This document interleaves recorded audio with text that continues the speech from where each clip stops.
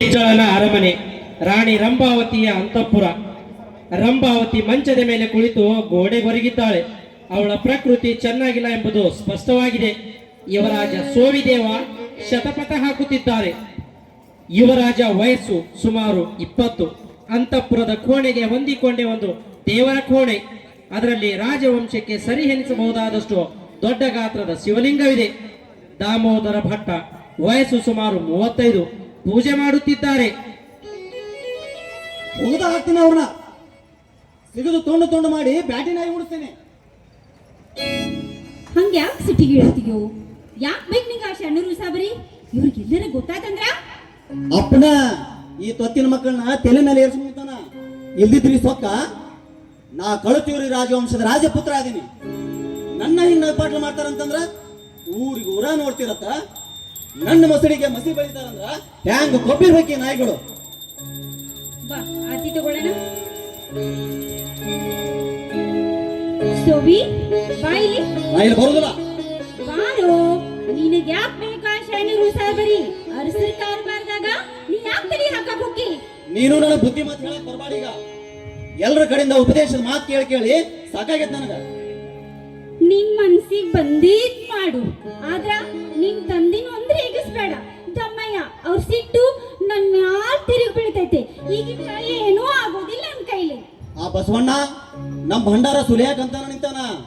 ಅವ ಏನಿಲ್ಲ ಅಂದ್ರು 30,000 ಗದ್ದೆ ನನಗೆ ಹಾಕ್ಯಾನ. ಆ ಲೆಕ್ಕ ಕಿಷ್ಟಾಚಾರಿ ಅಂತ ಕೈತಿ. ಇಷ್ಟಿದ್ರು ಅವನ ಭಂಡಾರಿ ಬೊಕ್ಕಸದ ಪ್ರಧಾನಿ. ಅಪ್ಪನ್ನ ಪೂರಾ ಮಳ ಮಾಡಿಬಿಟ್ಟನವ.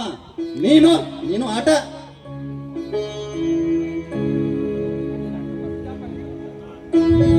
ನಾ ಏನ್ ಮಾಡ್ಲು? ನನ್ ಮಾತ್ ಕೇಳ್ತಾರ ನಿಮ್ ತಂದಿ? ಯಾಕೆ ಕೇಳುದಿಲ್ಲ? ನೀ ಮನಸ್ಸು ಮಾಡಿದ್ರ ಇಷ್ಟೊತ್ತಿಗೆ ಏನೇನ್ ಹಾಕಿರ್ಲಿಲ್ಲ. ಹಿಂಗ ಯಾಕಂತೀಯೋ? ನೀನ್ ಬಿಟ್ರೆ ಇನ್ ಯಾರದಾರ ನನಗ?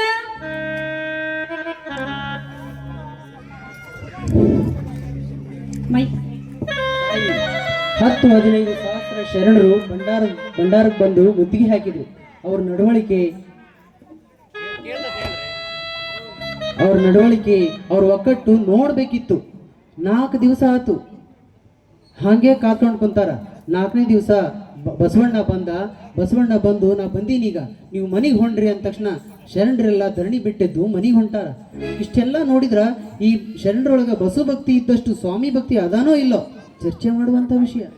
ಇಲ್ಲ ಪಂಡಿತರ, ಬಸವಣ್ಣ ಏಟ್ ಹಠವಾದಿ ಇದ್ರು ಸ್ವಾಮಿ ದ್ರೋಹ ಭಕ್ತನ ಅನ್ಸೋದಿಲ್ಲ. ಹಂಗಂದ್ರ ನಾನಾ ದುಷ್ಟ, ನಾನಾ ಅವನ ವಿರುದ್ಧ.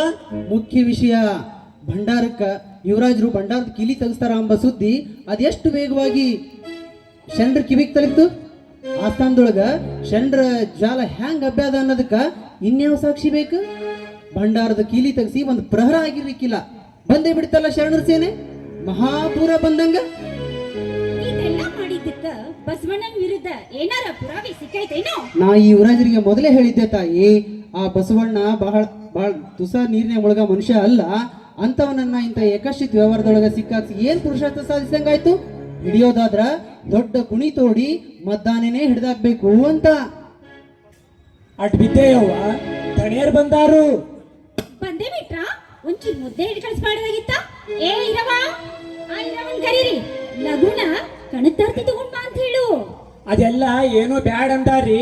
ಅವ್ರ ಒಳಗ್ ಬಂದಾತ್ರಿ, ನೆಟ್ ಇಲ್ಲೇ ಬರಾಕತ್ತಾರಿ.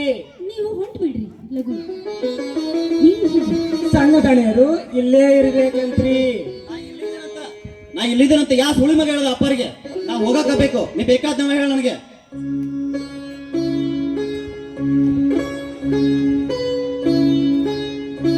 ನೋಡ್ರಿ ನನ್ನ ಮನೆಗೆ ಹೆಂಗ್ ನಡ್ಸ್ಕೊಂತಾರ ಹಳೆ ನಾಯಿ ಹಂಗ. ಎಲ್ಲದರ ಭೂಸಡಿ ಮಗ ಸೋನಿ, ನೀ ಹಿಂಗ್ ಬಾ. ನಿನ್ ತಂದಿ ಏನಂದ್ರು ಎದುರು ಉತ್ತರ ಕೊಡ್ಬೇಡ ನೋಡು.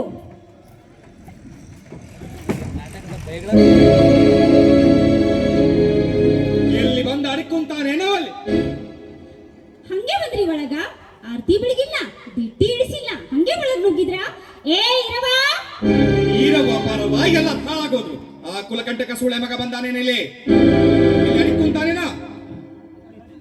ಅರಿಬ್ಯಾ, ಏ ಕೆಂಪರಿಬ್ಯಾ, ಹಿಂಗ ಹೆಂಗಸರು ಬಿಡಕ್ಕ ಅಂಟ್ಕೊಂಡ್ ಕೊಡಕ ನಾಚಿಕಾಗೋದಿಲ್ಲ. ಬಾರೋ ಇಲ್ಲಿ ಬಾರೋ. ಏನದಿ ಪ್ರಸಂಗ ಮಾಡ್ದಿ? ನಾ ಇಲ್ಲದ ಬ್ಯಾಳಕ್ಕ ಭಂಡಾರಕ್ಕ ಕೈ ಹಚ್ಚಕ್ಕ ನಿನಗೆ ಯಾರೋ